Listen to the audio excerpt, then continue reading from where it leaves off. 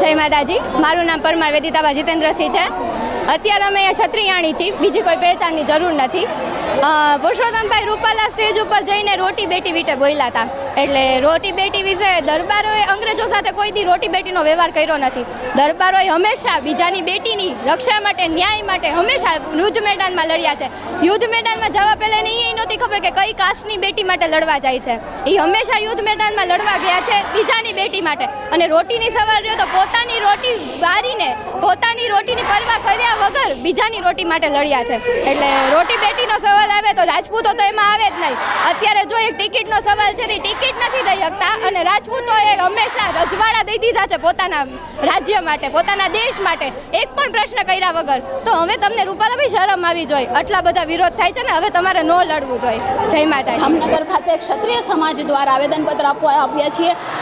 ઘણા સમયથી જોઈ રહ્યા છો અલગ અલગ જિલ્લા, તાલુકા લેવલે, હવે તો ગામડામાં પણ ભાજપનો વિરોધ થઈ રહ્યો છે, ફક્ત એક જ બાબત માટે કે રૂપાલાને રાજકોટથી હટાવો, અમારી એક જ માંગણી છે। ઘણા સમયથી અમે એક જ વાત પકડીને બેઠા છીએ અને એક જ વાત આપની સમક્ષ રજૂ કરી રહ્યા છીએ કે રૂપાલાની ટિકિટ રદ થવી જોઈએ।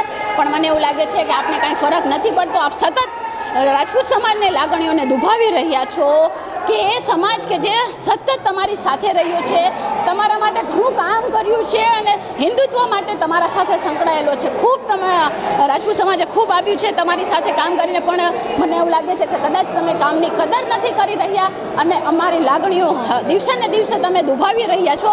તો હવે અમને એવું લાગે છે કે અમે બહુ શાંતિથી વાત કરી લીધી, હવે તમને રિક્વેસ્ટ પણ કરી લીધી, પણ હવે અમે ધીમે ધીમે અમારું જે ખુમારી છે, ક્ષત્રિય તરીકે જે ખુમારી હોય છે, બતાવવાનો સમય આવી ગયો છે, જે હવે અમે તમને બતાવશું।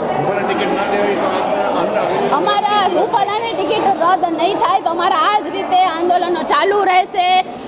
ખબર છે, ગુજરાતમાંથી બધેથી વિરોધ છે અને હવે તો અમારા જે બહાર છે, રાજસ્થાન, MP, UPના ભાઈઓ પણ રાજકોટમાં આવશે। મારું નામ વર્ષાબા જાડેજા છે, હું એક ક્ષત્રાણી છું અને લોકસભાના ઉમેદવાર પરસોત્તમભાઈ રૂપાલા કે જેઓ સ્ટેજ ઉપર જઈને અભદ્ર ભાષા, અભદ્ર ટિપ્પણી જે કરી છે અમારા ક્ષત્રાણીઓના આન બાન શાન વિરુદ્ધમાં, તો એ બસ અમને એનો જ વિરોધ છે।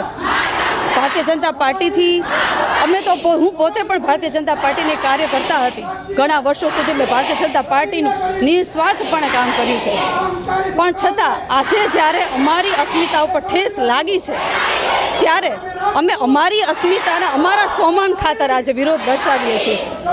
તો આટલી બધી પહોળી સંખ્યામાં આપ જોઈ રહ્યા છો ક્ષત્રાણીઓ અમારી સાથે હાજર રહી છે, તો અમે કયા રીઝન માટે અત્યારે અમે સાથે છીએ?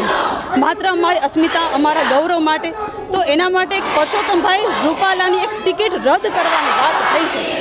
હા, પરસોત્તમભાઈ રૂપાલાએ માફી માંગી છે, પણ એ માફી પણ એક રાજકીય ઢબે માંગવામાં આવી છે, એટલા માટે એ સરકારને માન્ય, ક્ષત્રિય સમાજને માન્ય નથી।